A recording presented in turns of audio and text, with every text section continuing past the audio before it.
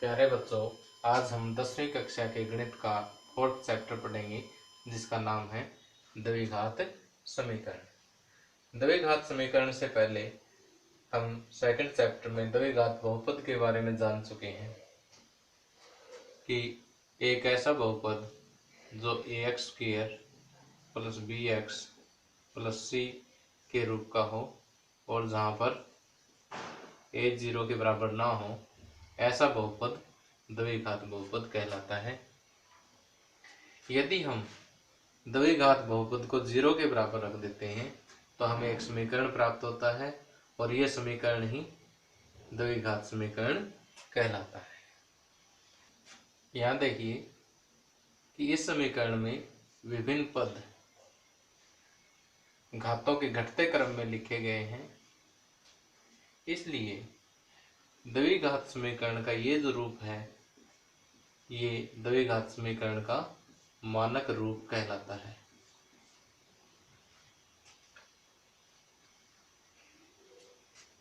यहाँ पर a, b और c वास्तविक संख्याएं हैं तथा a 0 के बराबर नहीं है। अब आइए प्रश्नावली 4.1 के प्रश्नों को हल करते हैं। इस प्रश्नावली में हमें 2 क्वेश्चन दिए हुए हैं। पहले क्वेश्चन के 8 भाग हैं और प्रत्येक भाग में हमें एक एक समीकरण दिया हुआ है। हमें जांच करनी है कि क्या दिया गया समीकरण जो है वो द्विघात समीकरण है अथवा नहीं। और सेकंड क्वेश्चन में हमें कुछ एक स्थितियां दी गई है और उन स्थितियों को हमें द्विघात समीकरणों के रूप में व्यक्त करना है। तो आइए फर्स्ट क्वेश्चन करते हैं। फर्स्ट क्वेश्चन के फर्स्ट पार्ट में हमें एक समीकरण दिया हुआ है x + 1 का whole square is equal to 2x - 3। हमें ये चेक करना है कि क्या ये द्विघात समीकरण है। तो देखिए, यदि हम इसे हल करने के पश्चात इस रूप में लिख सकते हैं और जहाँ पर a 0 के बराबर नहीं है तो ये द्विघात समीकरण है, अन्यथा नहीं है। आइए देखते हैं। x + 1 का होल स्क्वायर, इसमें a + b के होल स्क्वायर का फार्मूला लग जाएगा। a + b का होल स्क्वायर क्या होता है? a square plus 2ab plus b square. तो x + 1 का whole square a square plus 2ab, 2 a की जगह x और b की जगह a square plus 2ab plus b square की जगह 1 का स्क्वायर बराबर 2 की x के साथ गुणा -2 × 6 x square plus 2x plus 1 बराबर 2x - 6। अब सारा लेफ्ट हैंड साइड में ले आए दोनों पदों को। x square plus 2x plus 1 -2x और ये माइनस का 6 लेफ्ट हैंड साइड में आकर के प्लस का 6 और बराबर बचेगा 0। x स्क्वायर प्लस का 2x और माइनस का 2x कैंसिल हो जाएगा। x square plus 1 plus 6 7। अब देखिए, इसे हम लिख सकते हैं x square plus 0x plus 7। अब 0x क्योंकि x वाला पद इसमें नहीं है, इसलिए मैंने इसे 0x लिख दिया है। बराबर 0 चलता ही आ रहा है इसमें। अब देखिए, ये जो समीकरण है ये ax square plus bx plus c के रूप का है, इसलिए यह एक द्विघात समीकरण है। यह ax square plus bx plus c बराबर 0 के रूप का है।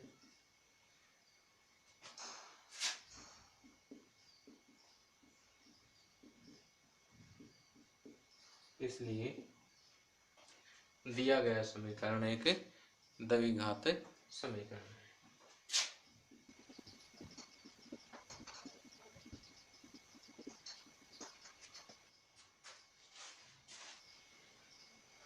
अब सेकंड पार्ट देखिए। सेकंड पार्ट में हमें समीकरण दिया हुआ है x स्क्वायर माइनस 2x बराबर -2 × 3 - एक्स। अब हमें चेक करना है कि ये द्विघात समीकरण है अथवा नहीं। तो फर्स्ट क्वेश्चन की तरह से इसे भी हम हल करते हैं और फिर चेक करते हैं कि यदि ये इस रूप का है तो द्विघात समीकरण है, अन्यथा नहीं है।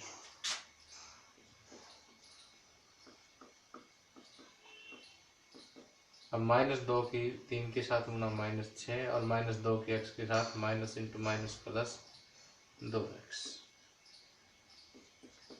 यहाँ x² -2x, ये दोनों पद लेफ्ट हैंड साइड में ले आएंगे, -2x और प्लस के साइड लेफ्ट हैंड साइड में आते साइन जो है वो अपोजिट हो जाएंगे, बराबर 0। x² -4x प्लस 6 बराबर 0। तो यहाँ पे हम देख रहे हैं कि यह ax² plus bx plus c बराबर 0 के रूप का है, क्योंकि यहाँ a बराबर 1 हो जाएगा, b बराबर -4 और c बराबर प्लस 6 हो जाएगा। यह ax² plus bx plus c के रूप का है या के प्रकार का है, इसलिए दिया गया समीकरण एक द्विघात समीकरण है।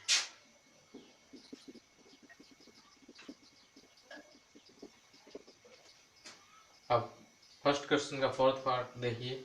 यहाँ पर हमें समीकरण दिया है x - 3 इंटू 2x प्लस 1 बराबर x into x plus 5।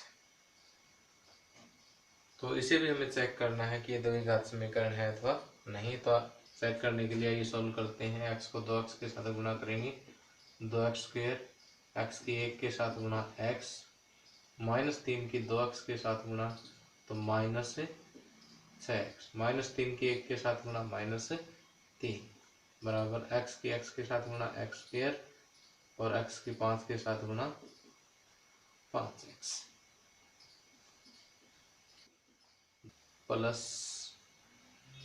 Plus का x है और माइनस के 6x है, तो ये -5x बच गए, -3 ये लेफ्ट हैंड साइड में लेके आएंगे तो -x² और -5x। अब देखिए कि +2x² में से एक x² माइनस तो बचेगा x² -5x और -5x माइनस के 10x -3। यहाँ से ये सारा लेफ्ट हैंड साइड में आ गया तो यहाँ 0 बचेगा और यहाँ भी 0।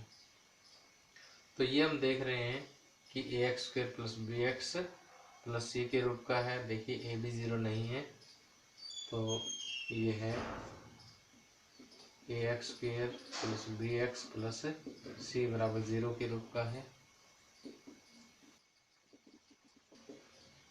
जहाँ a बराबर 0 भी नहीं है। इसलिए दिया गया समीकरण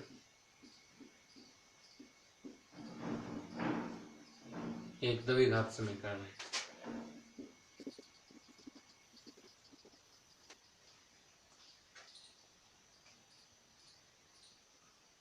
आगे फर्स्ट क्वेश्चन के फिफ्थ पार्ट में हमें जो समीकरण दिया है वो है 2x - 1 इंटू x - 3 बराबर x plus 5 into x - 1।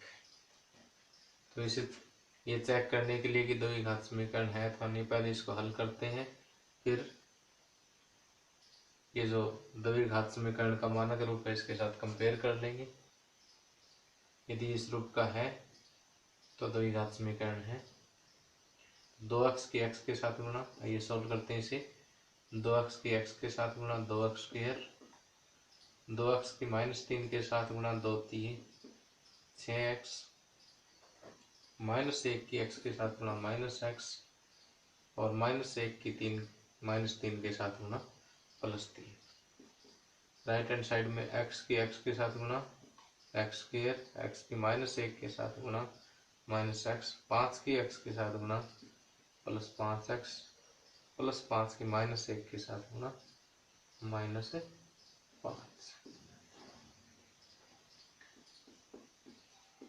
2x² minus 7x plus 3 x square minus का 1 प्लस के 5 तो प्लस के 4x माइनस 5। पहले एक बार लेफ्ट हैंड साइड लिख देते हैं, फिर राइट हैंड साइड के तीनों पद लेफ्ट में ले आते हैं। 2x square minus 7x plus 3 minus x square minus 4x plus 5 बराबर में क्या बचेगा 0। 2x square minus 1x square plus का 1x स्क्वेयर माइनस के 7x और माइनस के 4x माइनस के 11x और 5 प्लस 3 8 बराबर 0। देखिए ये है ax square plus bx plus c के रूप का है। ax square plus bx plus c बराबर 0 के रूप का है, जहाँ a बराबर 0 भी नहीं है क्योंकि a बराबर 1 है। यहाँ पर हम कंपेयर कर सकते हैं, इसलिए दिया गया समीकरण एक द्विघात समीकरण है।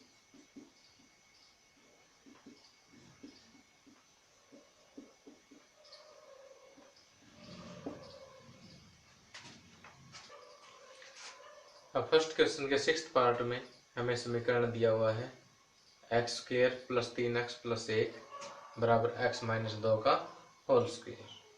अब हमें चेक करना है कि क्या दिया गया समीकरण द्विघात समीकरण है। तो आइए इसे सॉल्व करते हैं और द्विघात समीकरण के मानक रूप के साथ इसे कंपेयर कर लेते हैं। यदि मानक रूप के प्रकार का है तो द्विघात समीकरण है, अन्यथा नहीं है। X square plus 3x plus 1 x minus 2 का whole square. a minus b के होल स्क्वेयर का फार्मूला लगा दीजिए। a माइनस बी का होल स्क्वेयर होता है a square minus 2ab plus b square.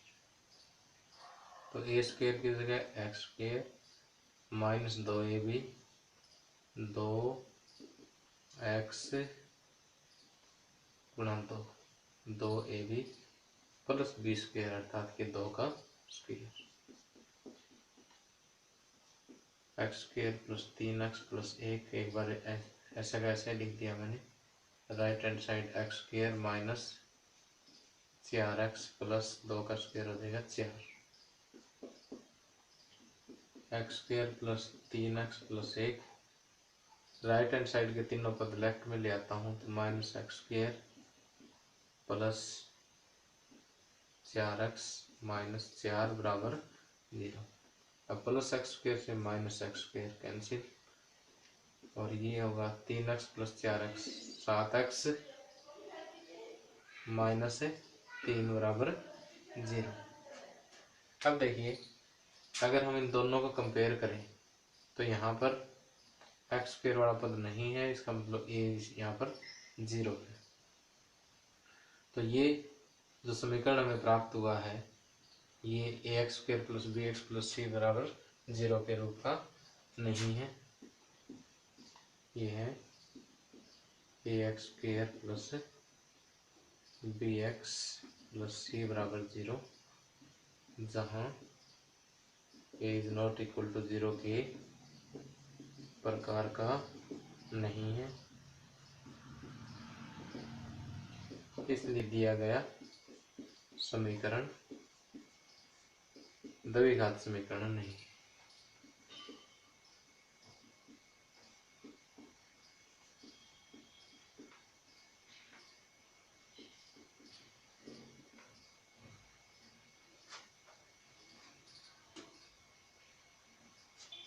तो 7th पार्ट में हमें दिया है कि x प्लस 2 का घन बराबर 2x into x square minus 1। इसे आइए सॉल्व करते हैं। a प्लस बी के होल क्यूब का फार्मूला लगेगा यहाँ पर ए प्लस बी का क्यूब होता है A cube plus B cube plus 3ab into A plus B. देखिए ए क्यूब अर्थात X cube plus B cube यानी 2 का क्यूब प्लस 3ab 3 गुणा एक्स गुणा 2 इंटू ए प्लस बी यानी एक्स प्लस 2 बराबर 2x की एक्स स्क्वायर के साथ गुणा 2x क्यूब, फिर 2x के -1 के साथ गुणा -2x। तो ये देखिए एक्स क्यूब प्लस 2 का घन 8 प्लस 2 3 6x गुणा एक्स प्लस 2 बराबर 2x cube minus 2x। X cube plus 8 6x के x के साथ गुणा 6x स्क्वायर 6x की 2 के साथ गुणा 12x। राइट हैंड साइड के दोनों पद भी लेफ्ट हैंड साइड में ले आते हैं। 2x क्यूब प्लस 2x बराबर 0। प्लस का एक एक्स क्यूब है माइनस के 2x क्यूब है तो माइनस एक्स क्यूब बचेगा। एक्स स्क्वायर वाला एक ही पद है तो प्लस 6x स्क्वायर, एक्स वाला 12 प्लस 2 14x है प्लस 8 बराबर 0। अब देखिए कि यहाँ पर x की घात कितनी है 3 है, इसलिए दबे घात बहुपद सॉरी यहाँ x की घात कितनी है 3 है, इसलिए ये त्रिघात समीकरण है न कि द्विघात समीकरण। तो यहाँ x की घात 3 है, इसलिए यह है ax square plus bx plus c बराबर 0, जहाँ a is not equal to 0 के प्रकार का नहीं है, अतः दिया गया समीकरण द्विघात समीकरण नहीं है।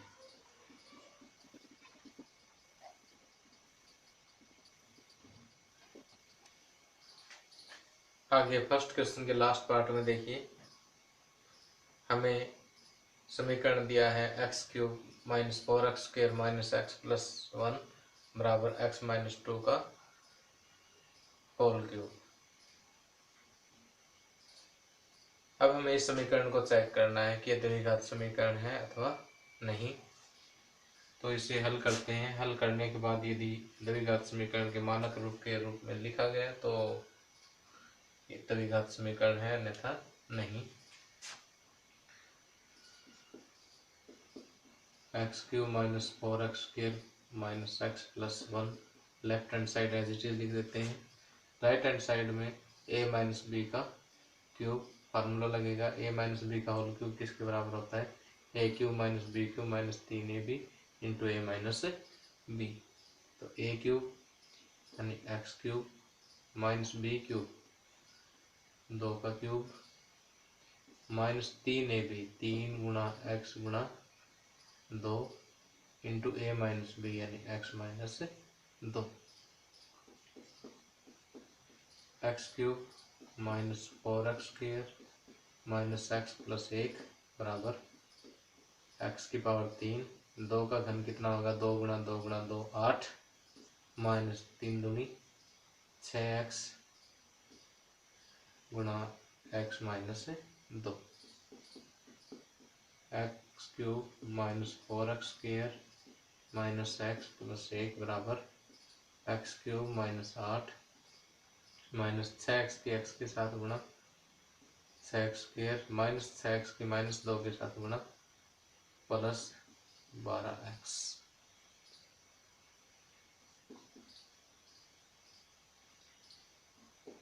X cube minus 4x square minus x plus 1। Right hand side के सभी पदों को लेफ्ट हैंड साइड में ले आते हैं। Minus x cube plus 8 plus 6x² minus 12x बराबर 0। ये प्लस x³ है, ये माइनस x³ है, ये कैंसिल हो जाएंगे। माइनस 4x² और प्लस के 6x², ये बचेंगी 2x²। माइनस का 1x है और माइनस की 12x है, तो माइनस के 13x हो जाएंगे। और प्लस 1 और प्लस 8 प्लस 9 बराबर 0। तो यहाँ देखिए ये है ax² plus bx plus c बराबर 0 के रूप का है।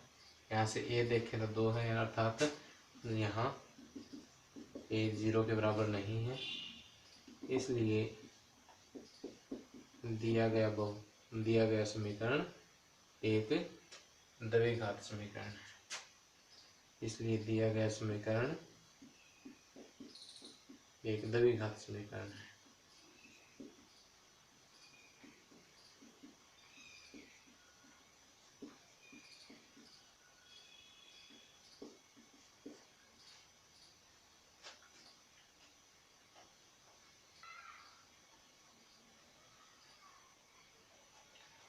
आगे प्रश्न नंबर 2। सेकंड क्वेश्चन के 4 पार्ट हैं। प्रत्येक पार्ट में हमें कुछ स्थितियां दी गई हैं। उन स्थितियों को द्विघात समीकरणों के रूप में निरूपित करना है। तो फर्स्ट पार्ट है, एक आयताकार भूखंड का क्षेत्रफल 528 वर्ग मीटर है। क्षेत्र की लंबाई मीटरों में, चौड़ाई के दुगने से 1 अधिक है। हमें भूखंड की लंबाई और चौड़ाई ज्ञात करनी है। तो देखिए, हम एक आयताकार भूखंड ले लेते हैं। ये एक आयताकार भूखंड है। इसका क्षेत्रफल हमें 528 वर्ग मीटर दिया हुआ है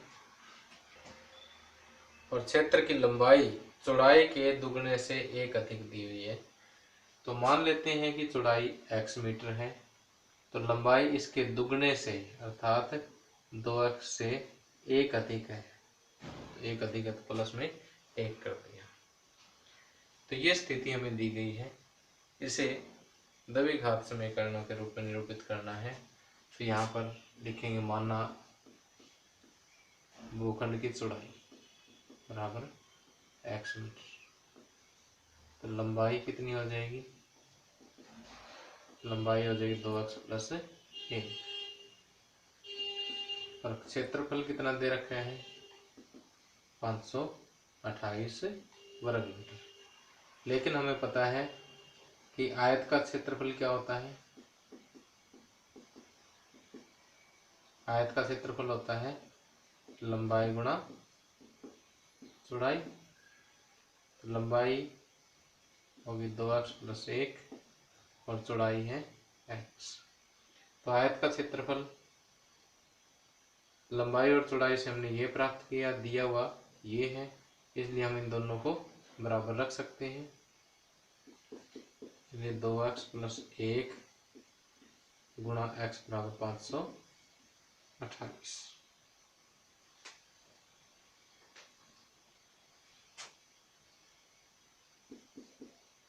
अब x की गुणा कर दीजिए 2x² और x की 1 के साथ गुणा x बराबर 528 और 2x² प्लस x माइनस 528 बराबर 0। तो ये देखिए ax² plus bx plus c के रूप का है, इसलिए हमें एक दी गई स्थिति के लिए द्विघात समीकरण प्राप्त हो जाता है। अब सेकंड क्वेश्चन का सेकंड पार्ट देखिए। दो क्रमागत धनात्मक पूर्णांकों का गुणनफल 306 है। हमें पूर्णांकों को ज्ञात करना है। तो धनात्मक पूर्णांक दोनों ही क्रमागत दे रखे हैं। तो एक अगर x है तो दूसरा तो उससे एक फालतू होगा। तो ये दो क्रमागत धनात्मक पूर्णांक है। माना दो क्रमागत धनात्मक पूर्णांक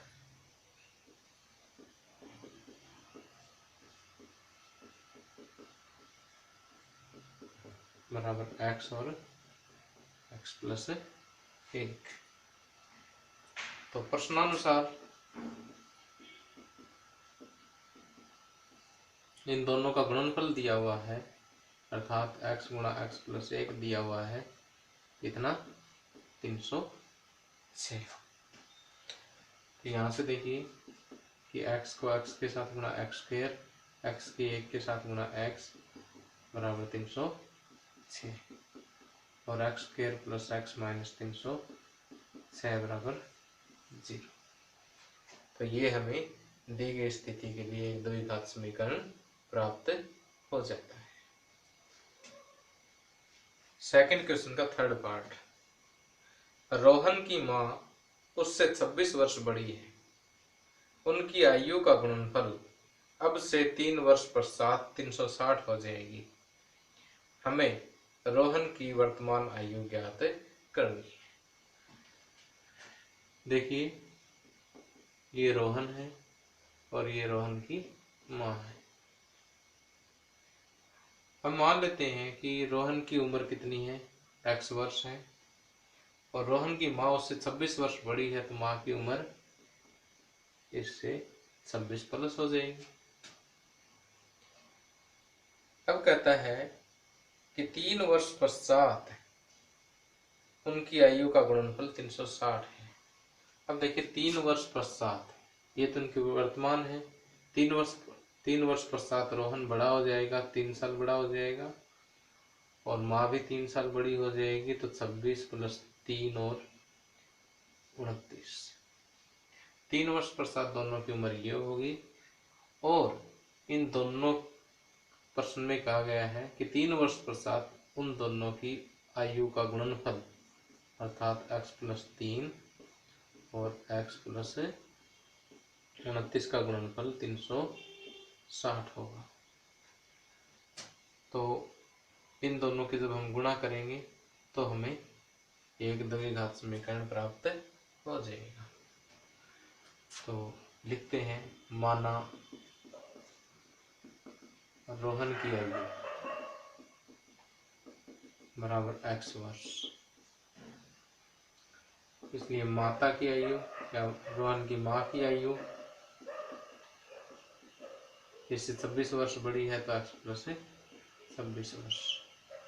ये वर्तमान आयु लिख सकते हैं, यहाँ भी वर्तमान। अब 3 वर्ष पश्चात रोहन की आयु, 3 वर्ष पश्चात रोहन की आयु, 3 वर्ष पश्चात रोहन की हो जाएगी x प्लस 3 और माँ की आयु 3 वर्ष पश्चात माँ की आयु 26 में 3 हमने ऐड कर दिए थे, 29, तो x प्लस 29 वर्ष। अब प्रश्नानुसार 3 वर्ष पश्चात दोनों की आयु का गुणनफल कितना है, 360। तो x प्लस 3 और x प्लस 29 दोनों का गुणनफल है 360। तो x की x के साथ गुणा, x स्क्वायर x की 29 के साथ गुणा 29x, फिर 3 की x के साथ गुणा 3x और 3 की 29 के साथ गुणा 87 बराबर 360। x square plus 29 plus 3 32x। अब 87 और 360 इधर आकर के माइनस हो जाएंगे, तो माइनस 360 और प्लस के 87, ये बचेगा माइनस 273 बराबर 0। तो ये देखिए ax square plus bx plus c के रूप का है। तो दी गई स्थिति के लिए हमें द्विघात समीकरण प्राप्त हो जाता है।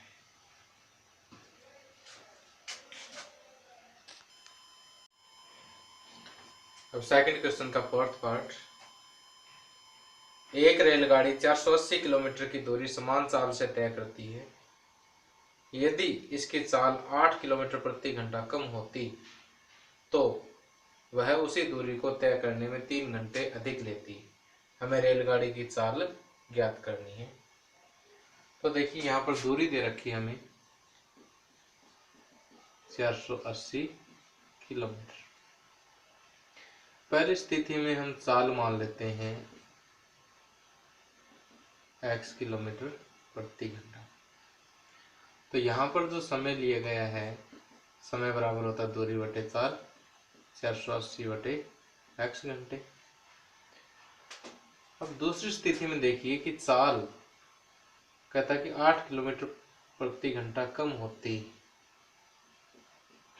यानी चाल x माइनस 8 किलोमीटर प्रति घंटा होती तो समय हमें कितना लगता, 480 बटे x माइनस 8, इतना समय लगता।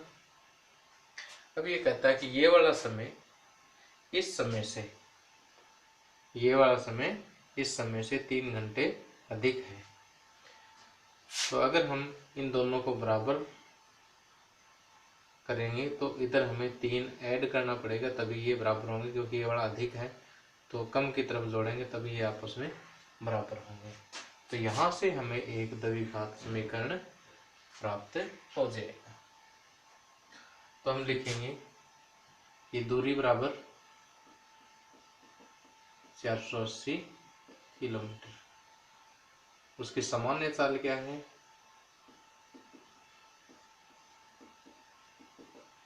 माना सामान्य चाल x किलोमीटर प्रति घंटा। सामान्य चाल में लिया गया समय,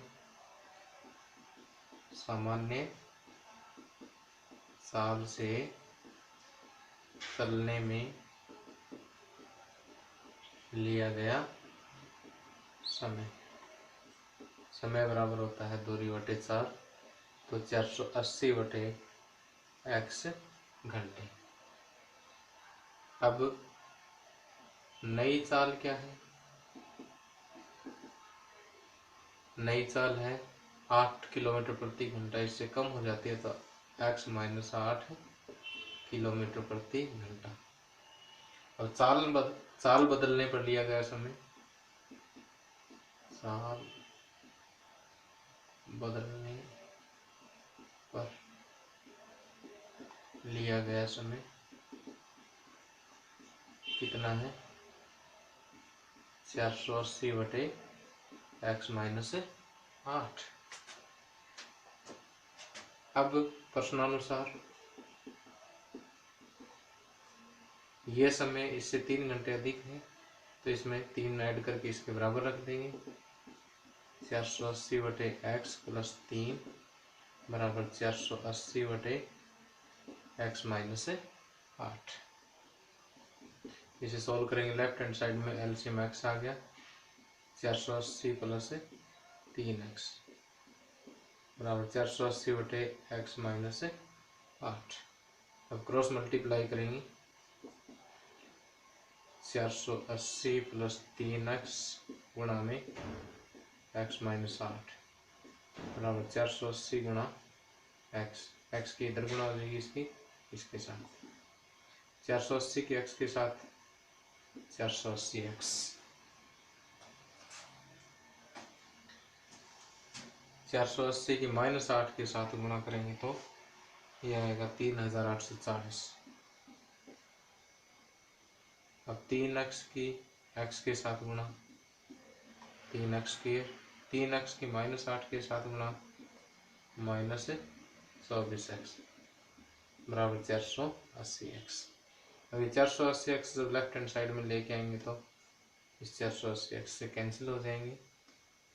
तो अब हमें एक द्विघात समीकरण यहाँ से प्राप्त हो गया है, 3x square minus 24x minus 3840, 3x square minus 24x minus 3840 बराबर 0। ये दी गई स्थिति के लिए हमें एक द्विघात समीकरण प्राप्त हो जाता है।